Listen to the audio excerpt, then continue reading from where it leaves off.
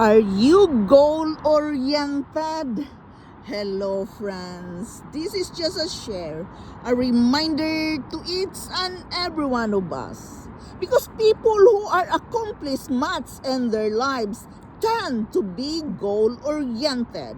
They have specific goals in mind and then work very hard to reach them. Some goals are driven by selfish motives, but the goals of a Christian are different than others.